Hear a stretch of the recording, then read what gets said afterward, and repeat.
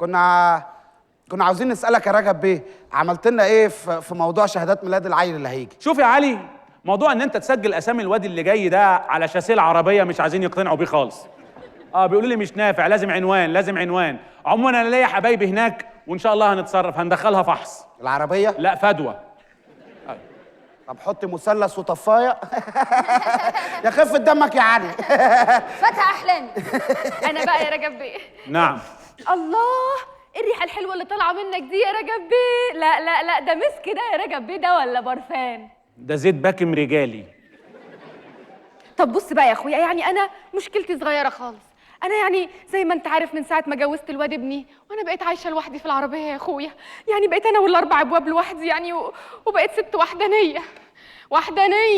والله واخد بالي. ايه ده؟ انا مش فاهم انتوا بتقولوا ايه، انتوا بتعملوا ايه؟ انا هقول لك يا رجب بيه، انا فاكر اول مره عينيا شافت الاستاذه جيلان.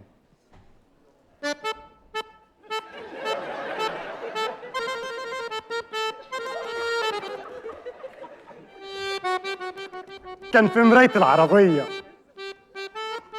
وساعتها على المرايه كان مكتوب ان الاشكال دي يمكن تكون اقرب ليا مما تبدو في المرآة.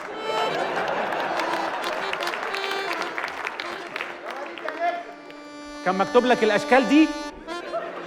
الاشكال دي عايزه حشها يا ابني، دي مكتوب على اي مرايه، دي بتيجي كده من المصنع.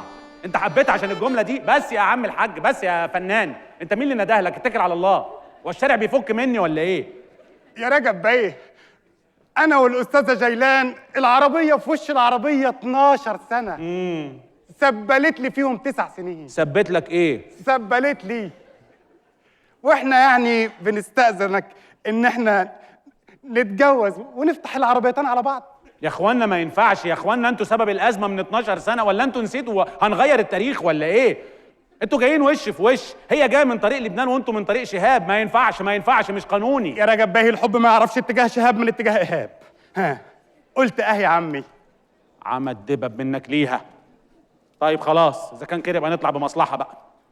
هيبقى عندنا شويه طلبات. احنا بنتنا مش رخيصه.